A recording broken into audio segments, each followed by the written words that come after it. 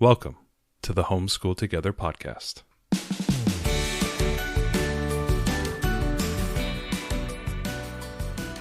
Where one working mom and a stay-at-home dad help you navigate the nuts and bolts of the growing and dynamic world of homeschooling. With a focus on early learners, like me. All the ins and outs of building and maintaining your homeschool life. Homeschool. Find out tips and tricks to make things like this easier. I'm reading. And ultimately, enjoy educating your kids. And what's that last thing? Have fun together. Did I do good, Daddy? Yeah, you did, sweetie. Good job. Hello, parents out there. I know you're, elbows deep in changing a diaper right now, or maybe you're feeding some animals. So I'm going to help you. Put us on speaker. Hey, Google, set in a meeting for June 21st. At 2 o'clock. At 2 o'clock, and I'm going to attend an event at the Snohomish Library. All right, cool. Thank you very much. So we're doing a homeschool talk. We've been plugging it big time on the show because we're super excited about it. I did put an event in our Facebook group. Holy cow. We've had a couple people actually lately say, I've listened to the podcast a long time and I didn't realize there was a Facebook group. So, plug again for the fact that there's a Facebook group and it has lots of very nice and helpful people. And you guys are wonderful. Yeah, it's great. You can ask questions and get responses or, just bounce ideas off of people. It's super awesome. So if you haven't joined our Facebook group, go ahead and do that. And there's an event on there for this talk. If you're near the Snohomish, Washington area on June 21st, we'd love to see you. It's one of those awesome live events with podcasts being in the real world. You get to meet people and everything. It'll be great. Yeah, tell us you're coming so we can be excited about it. And we are currently pre-gaming with a nice round of colds. So there may be some breaks here as we cough our way through this episode. Seriously, you had a fever a couple of days earlier this week. Yesterday morning, the girls and I all woke up with fevers. It was hilarious. I walked in, I was like, what's going on? Came into the bedroom and I had a girl under each arm. We were all laying in bed and we're all sick. They had to miss their dance recital, It was terrible. Which our oldest was very devastated about. She's worked for the whole year to be ready for this, and she even had a solo. And it was no-go. Yeah, the temperatures and the vomiting was both preventative there. So yeah, we're going to try to get through as best we can. We have a lot to cover today, so we may break it into 2 parts depending on how long our voices last. Exactly. But we wanted to get with you because it's been a while, actually. It's been since 2024 that we talked about AI. Mm-hmm. And of course, this is a rapidly evolving field. Yeah. It's funny, I actually just got ChatGPT Enterprise at work. And so I'm actually using it for all of my work, which has been really revolutionary in helping me to just kind of compare and contrast documents. And I've been doing all kinds of things with it professionally. And it reminded me that it's been a minute since we talked about it, and we've been doing some fun new things with it. So we thought we'd go through today a couple of different ideas that we haven't talked about previously and ways to use AI that you might not have thought of, but might be great for your homeschool. Yeah, I mean, especially with the developments that are coming fast and furious now. I know I follow it pretty intensely. It's a big kind of hobby for me to keep up on it. And I mean, they're dropping models every day, and then the next day we're going to get a video model, and then there's a new update to some of the image models, and new LLMs are coming in. Then you get something like, Alpha Evolve that's out there solving, algorithms and stuff like that. It's just it's a wild time to be alive, and it's changing so fast, and there's so many things that are coming down the pipe, and it's a very exciting time, especially as somebody who's a technologist, kind of myself.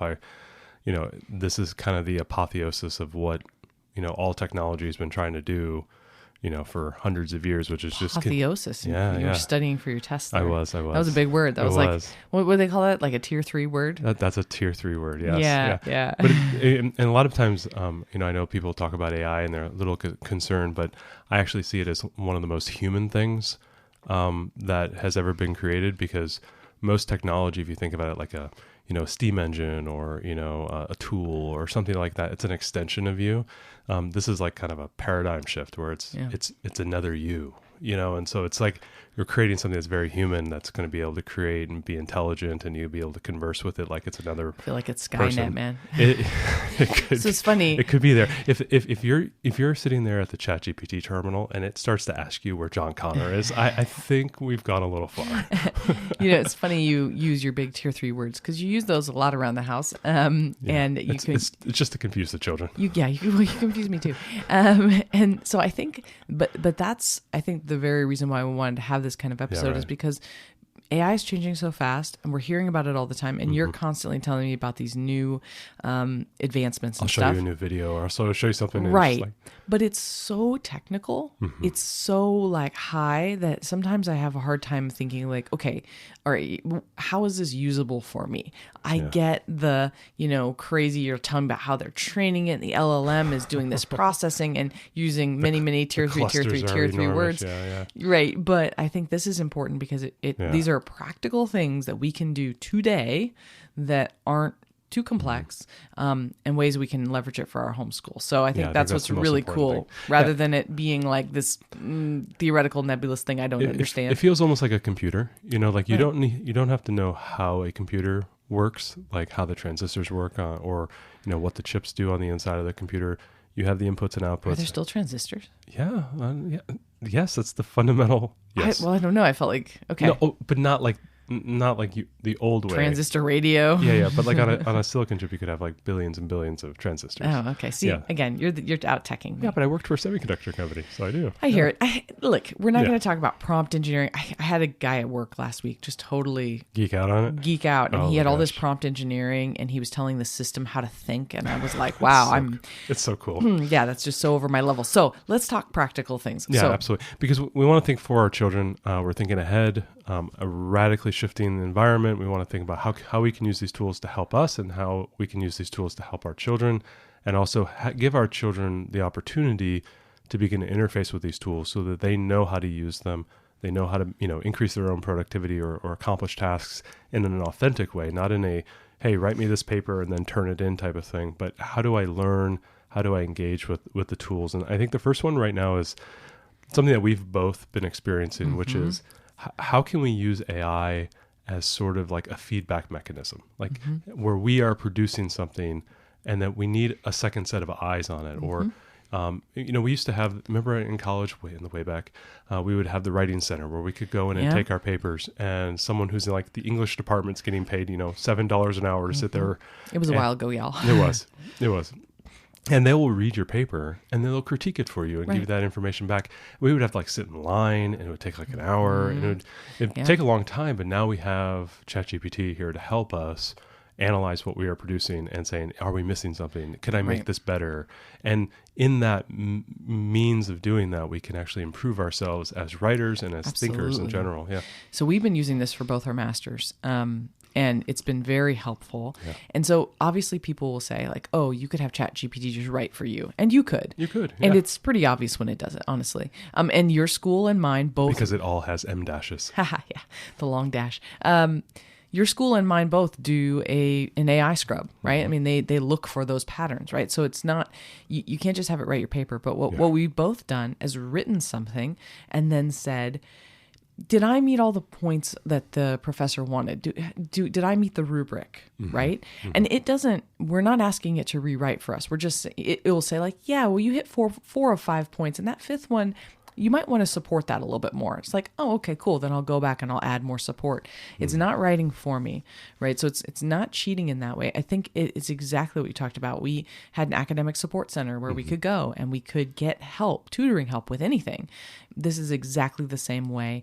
It's somebody who is taking a second look at your paper and making sure that you didn't make a dumb mistake. You didn't just miss something, that you supported your points well.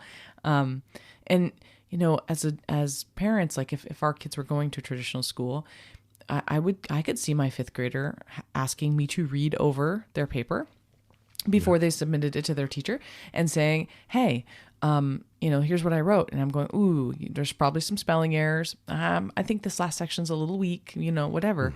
It's basically what ChatGPT is doing. Now, it will go too far if you let it. So, I mean, there's a bit of a caveat there. You do need to watch it, especially with kids, because we don't want them to just take the easy way and just have Chatty write the whole thing. We have to like educate the user and know that the way they've trained, or at least with ChatGPT, that's been my main experience. It wants to please you in what it's giving to you, and it will over deliver. Right. It feels like a server at a restaurant, and he is trying to, he or she is trying to over deliver in their service to get a better tip. And you really have to push back on it and say, listen, I'm trying to do this. And you have to tell it, I mean, almost in a blunt way, please don't tell me too much. I just need your help in letting me know if I reach this. And it will pull back if you tell it to. But if you don't prompt, like the prompt engineering, if you don't prompt it correctly, it will go way too far. It will. So I think this is an area to work with our kids. This is also a great area for a custom GPT. Now, if you've never made a custom GPT, I made my first one this week. It is not as complicated as it sounds. You click on the custom GPT button, you click create, and you just give it some instructions. So, for example, let's say that you want your fifth grader to be able to put their writing papers in. You could create a custom GPT. In the instructions for it, you say, hey, you're a writing tutor to a fifth grade student. They're going to upload what they've written, and we want you to grade them on this scale, or we want you to use a glow and grow phrasing, right? Like you did this great, but you could do this in future kind of thing. Or we just want you to grade it on the rubric or whatever it is. You can give it limited instructions. Or check for grammar. Or just check like for grammar or just punctuation or whatever it is. And so that would be a great way to limit it, right? Otherwise, you kind of need to sit there with your student and make sure it doesn't go too far. Yeah, exactly. But if you do it in a custom GPT, that could be really great because you're giving it boundaries and you're saying like, this is the limits of where I want it to go. You can also click that you don't want it to access the internet in the custom GPT, which is great. So if you don't want it to go out and get any other sources, you just want it to focus on what you wrote only. So that could be a really great way to use a custom. And I think some people go like, well, when do I need a custom versus something else? I think a custom is really nice when you have a specific action that you want to be repeatable. You want to do it more than once, right? It's something like, for example, I have like your weekly writing assignment or something of that nature. Right. I have one that looks at documents and gives me a summary of the documents and fills out a row in my document tracker at work because I do this all the time. And I have one for POs, for purchase orders. But for you, maybe it's something else that you do like that. Maybe it's, summarizing the work you did for the week or whatever it is. The other way that a custom GPT can be nice is when you want to bound the box. Right. And you don't want to sit there with your student and hover, which I think it's really important for kids to learn how to use AI because it's going to be a completely fundamental part of their lives when they're older. It will absolutely be. Yeah. Best start training them when they're old enough to use it. So anyway, that's the first one, giving them personalized feedback on their writing. I think it's one of the strongest applications for ChatGPT. You could use ChatGPT or you could use Claude. I mean, there's a few different free options. Gemini as well. Yeah. Gemini would be the Google one. Yeah. It would be great too if you're thinking about like college essays and things, right? Like this is what the point I'm trying to convey. Or it's also great. You've talked with your writing group a lot about fiction writing and helping you plot, right? Like, okay, I've plotted out all this part. Does this make sense? Does this character's arc make sense? This is the background of this character, and these are the actions I'm going to have him take. Is that consistent with the character I've put together? I mean, things like that where you can find holes that make the reader kind of unsatisfied with the final product. Right? Yeah, no, that's a great point. Fiction writing is really, really helpful. It's not. I've seen across the board, and I have tried multiple times to see if it could actually write a story that I would, like, or that was something that was in my head. Yeah, as a test. And it's not good at doing that. And not that it's a criticism of ChatGPT because I'm a big fan. It's just really hard for it to get the exact imagery that's in your head, and you end up spending all this time editing and changing and tweaking. And as a writer, I can write so fast. I can write what I wanted in the first pass. That's the actual line by line writing is not the hard part. The hard part is understanding, is my story working? Is my character having the right, arc? Is my story too convoluted? Am I not making my point? Those are meta discussions that very often used to happen with authors at a coffee house and talking about the story, referencing other famous stories, talking through different problems, making ideas and suggestions. What I think ChatGPT from a fiction standpoint is perfect is that writing partner that you don't have. A lot of writers and people who enjoy writing fiction tend to be very introverted. They tend to be in their head. And I am as well. In that respect, I can be very like, just I'm thinking about the story and that type of thing. But it's wonderful to be able to kick ideas off on sharing world building, sharing character building, all that type of stuff, especially if you have a fiction writer at home, a young student who wants to get into fiction writing. Using ChatGPT to help them through their storytelling, understanding, what makes a good story, understanding tropes, how to use tropes. Sometimes when they're overused, maybe you want some cool ideas. A lot of times you'll ask ChatGPT to give you a bunch of story ideas, or maybe like I have a character that needs to do this thing, and I want them to have a conflict with their parents in this way that pushes them out of the house in this way. Give me 5 ideas. None of them are the ones you want, but all of a sudden there's like a nugget in number 2 and number 5, and all of a sudden, boom, the spark happens and you're off and running. It's a great prompt, generator as well, writing prompt generator. Writing practice, yeah, absolutely. Right, to say like, hey, we're studying this right now. Give me a writing prompt. Give me 5 writing prompts. You pick one and have your student write that. And I did that when we were in Prague for my daughter. Every morning I had her write 2 or 3 sentences on something that was interesting to her.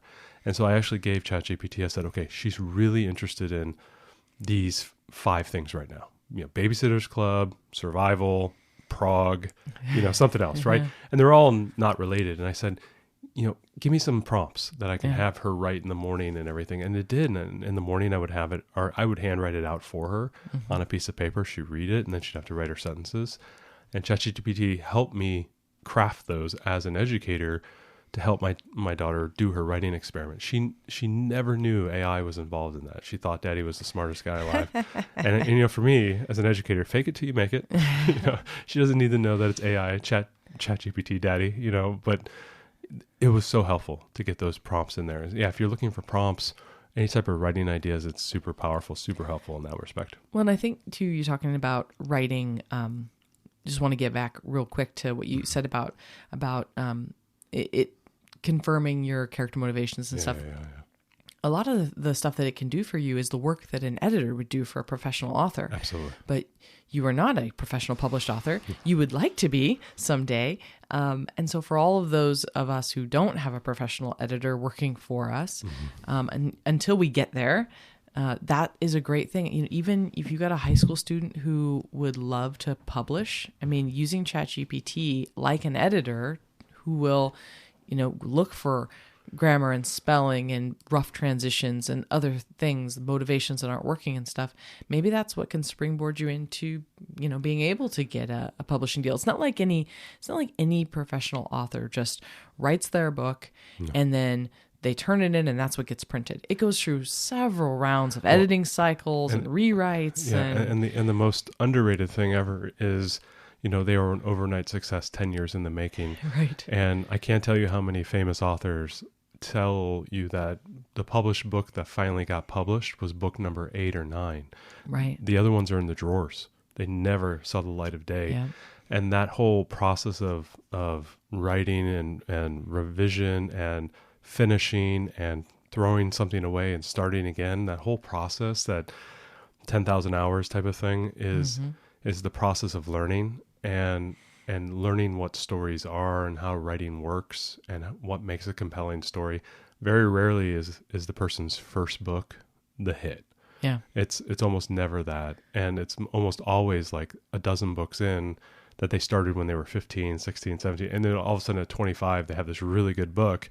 And everyone goes, wow, their first book is a hit. But you don't realize there were dozens of books behind that all got rejected, never passed. And so this process of learning, like kind of what you said, letting it teach you how to write, is a way to short circuit. It's almost like having a creative writing degree or a professor there with you, helping you learn what is good storytelling. One of the first things I always see is like a young writer. It's like 13 or 14. They think I just sit down and write a story, but there's so much more knowledge behind that than just putting words onto paper. And that's one of the things I think you first realize when you start to play, you start to write in that respect. You have to learn all these other things that you didn't realize were things you probably needed to learn. And editing is a big one. Like when you think of like Stephen King, he's, written, maybe 100 books now, and, thousands of short stories. And he's worked with, however many editors he's worked with. He's internalized all that knowledge, and he's got like this super deep knowledge of what works. And so he's able to produce high level content straight out because he, like an AI, has been trained. He's trained himself slowly over his whole career to be this accomplished writer. Thousands of short stories. I don't think he's written that many. I think he has, yeah. Really? Oh yeah, it's insane. Oh, that's insane. Yeah, like Brandon Sanderson used to do. I don't know if he still does it now, but he will live stream his writing, which as a writer, live streaming the raw page, I mean, that is brave.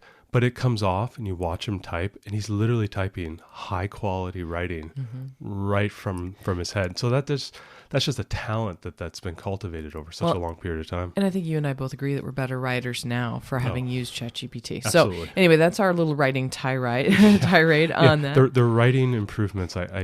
If you use ChatGPT in an honest way, your writing quality will improve so fast. Yeah. Because it's showing you what to write.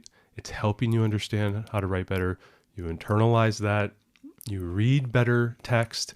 You then internalize that, and so on and so forth. My writing's gotten so much better. And my writing's been improving over the years, but like I really felt the last year or so, it's really improved because it's just this tool that's there to help me, and it's like I'm not writing in a vacuum anymore. I think so too. The next thing we wanted to talk about is conversational learning for oral practice. So there's a couple of things because so cool. The voice is so good on ChatGPT. It's really great. And sometimes, I use it for all kinds of household stuff. Like the other day I was mixing up my sourdough and I wanted to know the ratio of starter to water. And I just hit the little voice button because I didn't want to type it all. And I was just like, hey, ChatGPT. Well, there's the dictate microphone, but then there's the voice chat, which is the far right on the mobile app. There's a little like kind of level button or something. 3 little lines or whatever, and that's the voice. And so I just asked it, and then it just talks to me, and it's been really great really cool. for that to use it that way. But specifically thinking about our homeschool, we thought about a couple of really cool use cases. The first was that you could have a child who's going to give some sort of oral presentation, and they can give that to ChatGPT and then have it ask questions just like the audience might. And they might come up with, areas maybe that your learner hadn't thought about. It was funny. We had some Girl Scouts present something about food from Washington, local food as part of one of their badges a couple weeks ago. And one girl presented, and I don't remember which one it was, but she presented about one of the fruits from Washington State. Maybe it was about apples. And anyway, there was a couple of basic questions asked, and she was like, and I was like, those are the first questions that I would have thought of, right? But she's 12. She did not think of those things. Yeah. I was like, this would have been a great exercise for somebody to ask. You give ChatGPT your whole presentation and then let it fire back questions. Let it prepare you. This is a great way for your teen to prepare for their first job interview. Oh, yeah.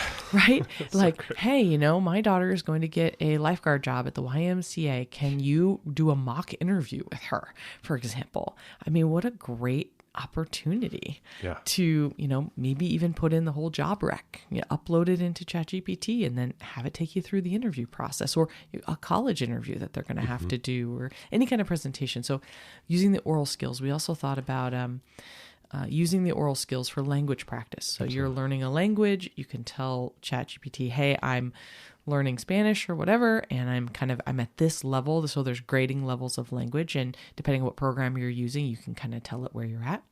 You can say, hey, I want to do this scenario. Talk to me. Let's have a conversation.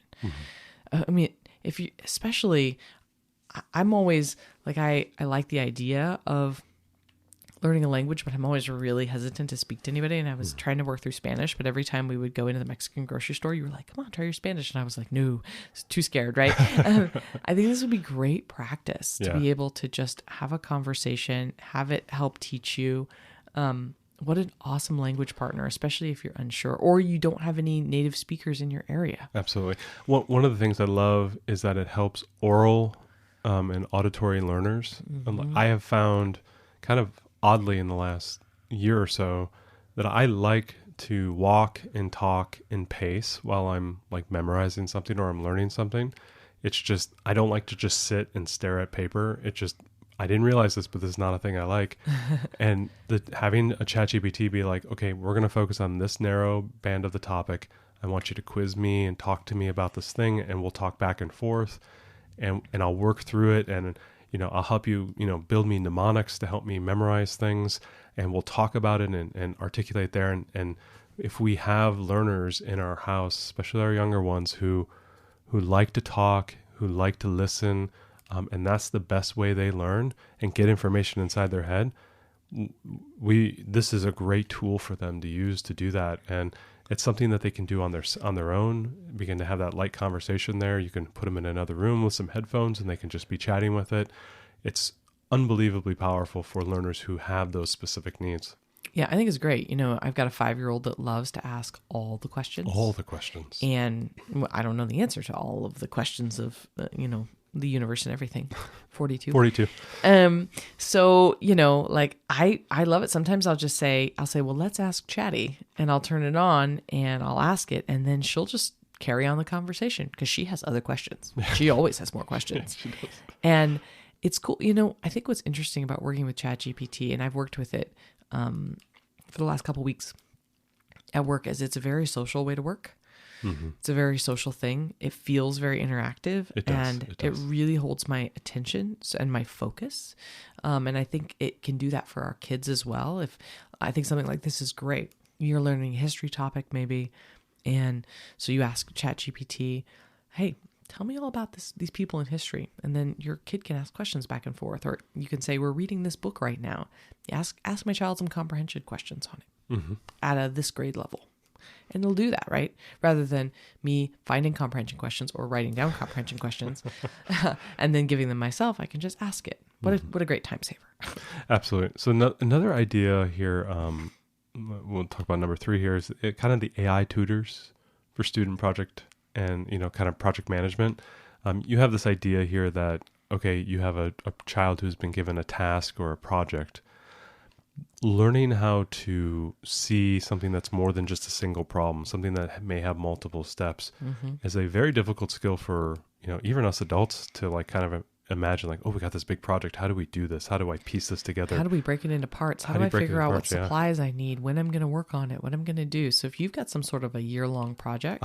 We use this all the time. We do for ourselves, certainly. I did this the other day. I was like, I have a summer. Here are the 7 things I want to accomplish. I even used the deep learning option because we pay for it, and it goes and just crunched all the things. It told me how I can accomplish all these things in a 7 or 8, 9 week plan. Went ahead and put it all together, but it can, even in just a smaller prompt, help our students manage that. Or it could, maybe it's not managing the time, but maybe it's just saying what if I had this problem when I tried to do a science fair as a kid. I had an idea and I just didn't even know the steps to even think about, right? So it could help us to say well, I want to do this. Can you help me understand the steps are going to be involved in that? And we're like, sure. Well, first we're going to need to come up with this idea. Second, you're going to need to make your supply list.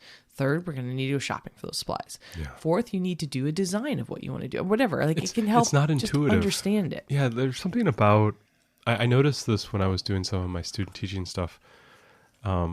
Where you have to explicitly show the student what to do. It's if you give them something that's too complex, they've never seen that before. And now some kids are really intelligent and maybe can suss it out and figure it out. But sometimes we need to explicitly show them how to do something, and then they can go ahead and do that and maybe make some, pivots and nuanced changes based on whatever criteria we give them. But, if you sit down and say, hey, 4th grader who's never done a science experiment, you get to do a science experiment. Go off and do the science experiment. They have no idea what they're doing, right? It's too big of a problem. Yeah, that too they haven't abstract. It's too abstract. And a lot of times doing these types of things where we ask the AI to help us plan smaller tasks, we can start to, assemble that structure inside of our brain for our children to know, okay, how do I piece together a bigger project? How do you break this up? We had a friend who a couple years ago, her son wanted to build a water turbine that he could then take and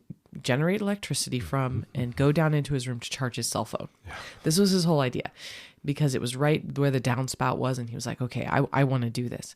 but he didn't know where to start. And you went over and you helped him to figure out like where to start the project, right? Because you've got tech background and you could kind of help him to break that apart. But think about that. Something like that, right? You could put it into ChatGPT and it could be like, okay, well, here's the main steps. Here's how water turbines work. Here's the main components you'll probably need to get. Here's what you would have to plan. And it could help to just, break this down into something manageable and understandable. A week ago or so, I actually, took ChatGPT and I, as they like to say, vibe coded a video game, just like one level of a video game. And you're right, I had no idea how to build a video game, but I've spent years giving requirements to software developers and understanding minimal viable products and all this type of stuff. As a product owner, I said, okay, I want to do this, but here's my first steps. I just want the proof of concept of this thing. Okay, now that we have this thing, let's change this to add this one other piece. Great, it's kind of working. Now let's hack it to make it look like this. Okay, now let's do the next step and the next step. I didn't just say, hey, code me this video game, right? I pieced it together because I have an idea of how to do that. If the student doesn't know that, like with the example that you had with like the engineering project, it seems almost insurmountable, right? But he comes to me and says, "Oh, I want to do this thing." Immediately inside my head, I go, "Okay, we have to build this. We have to do the wiring. We have to do these type of things." And I'm assembling it in my head, right? Because I've done this before, not that exact project, but I've done something similar to it. Giving our children those kind of stepwise experiences can really level up their thinking, their critical thinking. And this is really like a critical thinking thing where you're like, they're deep thinking, they're trying to put things together in a logical way. They're trying to make things connect so that they can then move down down this path towards the ultimate goal of whatever it is, like the project or the science experiment or whatnot. But having ChatGPT help them, or, some AI helping them, manage their thinking and their process, and then they can go off and execute that. Where should I do my research? Absolutely. What steps should I take? Right. I think it's very helpful. It is. It's a great one. Okay. So moving on to our next one, visual input for science and history learning. So I think this is really great because ChatGPT and Gemini both can interpret images. So you could upload a diagram. The technical term is multimodal, where you can put different modes of information, whether it's visual, auditory, or written. We've already talked about auditory and written today, but you're talking about the image option as well. So you could say like, okay, let me upload an image or a map or a diagram, and you could say like, what am I looking at, right? So you could upload a diagram of the digestive system. Please explain this to me like I'm 8. Absolutely. Right? How do I explain this part? Or a picture of something we see. We do this a lot when we're outside. We'll see a bug or something. And what is this? What is this? Where does this normally live? All the questions that your kids could have about it, you can all do with photo processing, right? You could, show them like a medieval map and say, what features show that this, was made before the age of exploration? How would you know how to date this map, for example, right? Something like that could be really cool. So think visually too. I mean, it's a great tool for visual learning. When we were on our trip, there was something that we saw in one of the cathedrals and we did not understand it. And we put it right in. Like, what is this? Yeah. And it wasn't anything that I tried to Google search first. And then I was like, what am I doing? So I just took a picture and then put it in there. Like, why is this way? I was like, oh, that's what this is. This is this tradition, blah, blah, blah. It was really cool. So thinking about visuals. Yeah, visuals, I think is... because if you think about what the ChatGPT is trying to do with this multimodal input, it's trying to mimic you, right? You can see, you can hear, you can smell. Right now we don't have smell-o-vision on our phones, but and we can we can speak to it, and then we can also type something in. Really embracing all the different ways of doing that. I think anytime we run into something in a textbook, you could take a picture, put it in there. Anytime we run it into maybe we see some art that we don't know about, we can go ahead and put it in there. If you have something in like a PDF, you can just take a quick, kind of screen capture it and paste it in there, and you can learn all you want about it. So understanding that there's more than just text. Yeah. We've talked about talking to it and it talking back to you, but also putting in information in like that, especially the image is just another way for our students to have in their tool bag. Because if they don't know that they can put images into this, or maybe we'll talk a little bit later, but entire documents can go in now. That the text window is not limited just by the text. You can put almost anything in there, and the AI will actually read it for you and help you start to analyze that. I think it's really cool because, how often do our kids look at a book that's above their age level, for example, and they'll see something that, a diagram or a graphic or something, and they don't fully understand it. I mean, heck, sometimes I see things in books and I'm like, this does not fully make sense to me. Yeah. And I've had this happen before in some of my master's work where there's an image in the book and I'm like, I do not understand this chart. This does not make sense, right? And so I'll put it into ChatGPT, and it's not only like, what is this chart? It's, I don't understand how you interpret this from this chart. For example, like what's the crux of my problem with it that wasn't explained in the small block of text that came with it? Sometimes whatever it is I'm just not making the connection in my brain, and it can help me interpret those. Yeah. Really cool. The interpretation of even like, you're right. You're going to give it all this information, and it's going to go ahead and send something back to you. Like I did this with the video gaming thing. I was last week. I was coding in Python, and I'd never coded in Python before. I've done C and assembly way back in the way back. But I was like, okay, I kind of understand what you're doing here, but I don't understand the syntax of this. Can you like we were in the middle of the game creation, and I just said, okay, I'm going to take a right-hand turn here. I want you to teach me about this. I don't want you to just do it for me. I want to learn. All of a sudden, I felt this like intense desire to learn more about the thing I was asking it to do for me, because I felt like I wanted to know. And I wonder if our students, when they are starting to put this information into there, like what you said, oh, I don't understand, what this chart does. Can you put this in here? And I can go on a deep dive on just that chart. And maybe that's something that, the student would never have been able to have that opportunity unless they were in the room with the teacher and had their attention for a minute or two.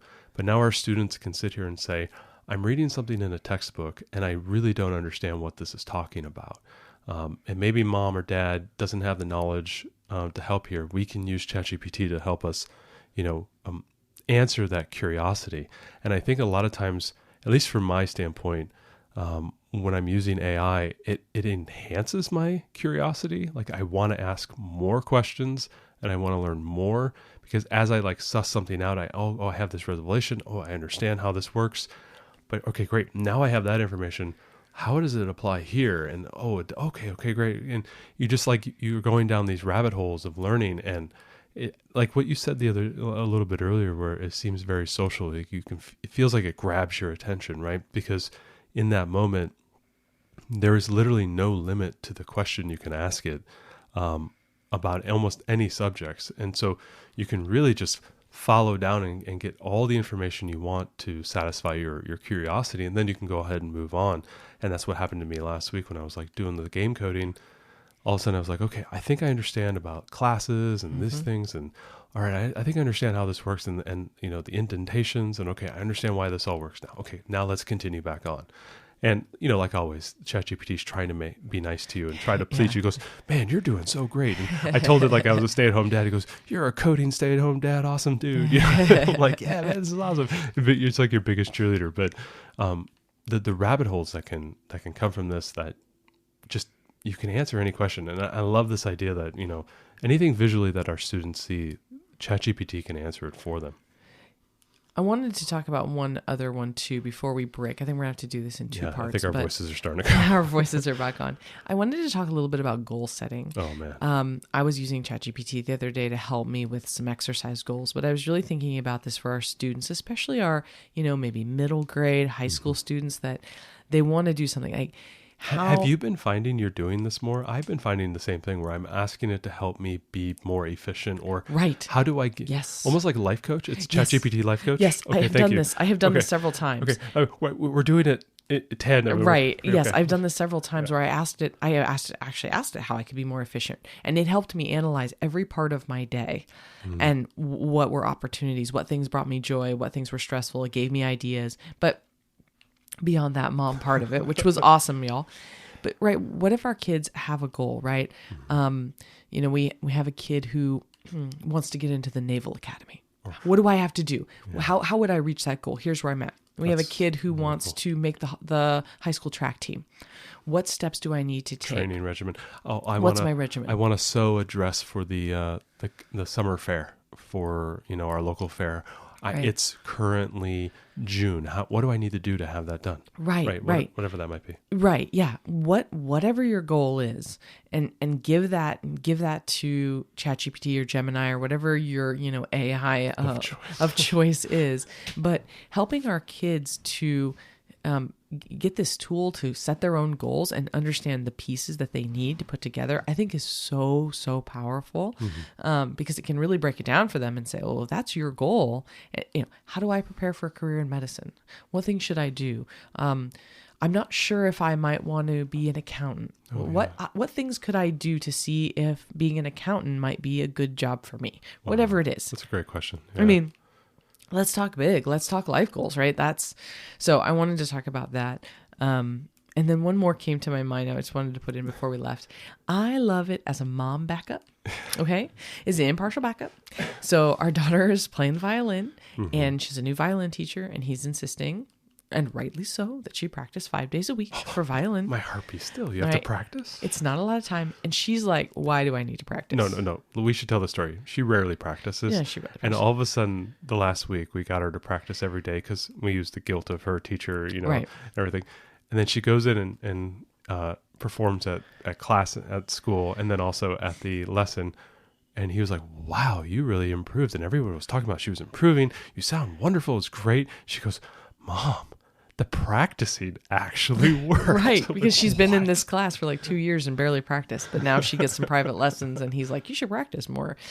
I made her practice every day. But one of the things I liked... she hated it too. Oh, she hated it. But one of the things I loved about ChatGPT is that it's your ultimate backup, right? Mom, why do I need to eat my vegetables? ChatGPT, why are vegetables important for humans? Do I need to practice? ChatGPT, what happens when we practice?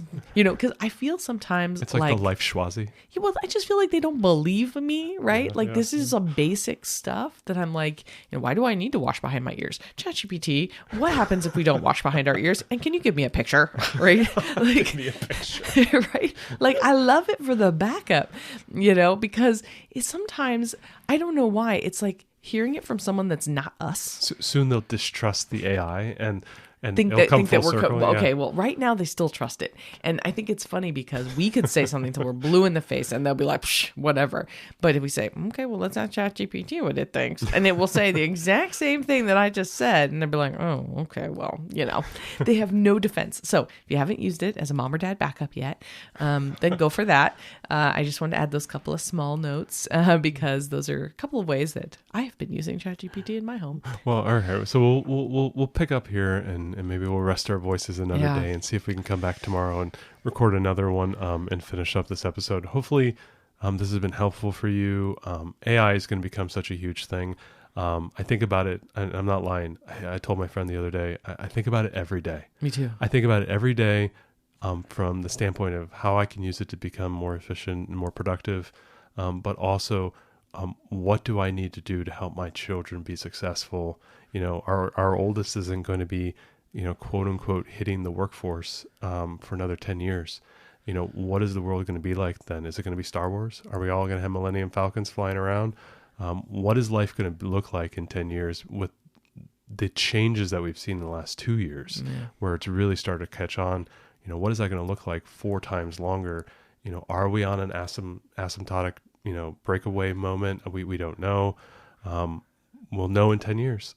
and I want to make sure my children are prepared for that. And that they've learned how to use the tools and they know how to use them and everything. And that I'm aware of, what's going on. I think it's us as homeschoolers. I don't think the public school is going to be able to pivot fast enough. There's still many public schools that are blocking all the AI tools. Our school has it blocked. Our school has it blocked. I can't even use it on the network.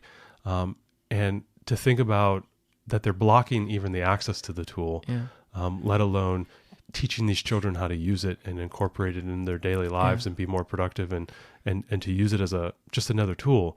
And the fact that it is... I'm worried that there's going to be a lot of kids who just don't know how to use it because they've never been allowed to. And if we don't think it's going to be a part of everything, I mean, my entire company, and I work for a technology company, my whole company is going to be... is getting enterprise. It's ChatGPT enterprise. So it's not like it's not going to be from, and we're not talking about just the engineers. We're talking about the accounting staff and the purchasing everyone's using it.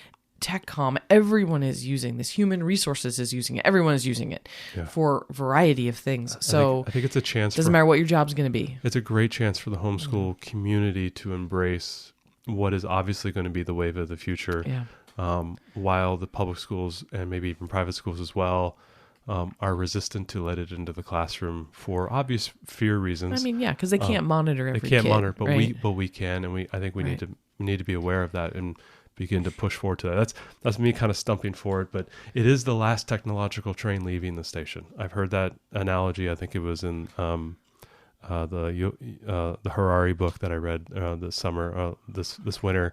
It is the last technological train leaving the station. Everything from here on out will be defined by how much AI was used in producing it. And the analogy goes, you don't want to be left at the station.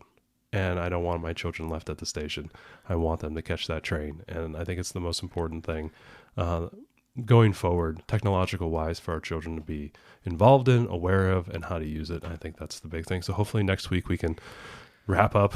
Maybe our voices will be a little bit better.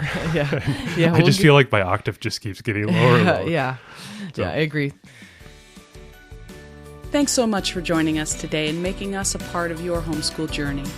Please engage with us on social media.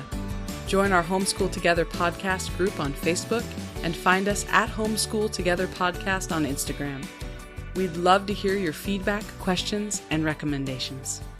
Until next time. Happy homeschooling!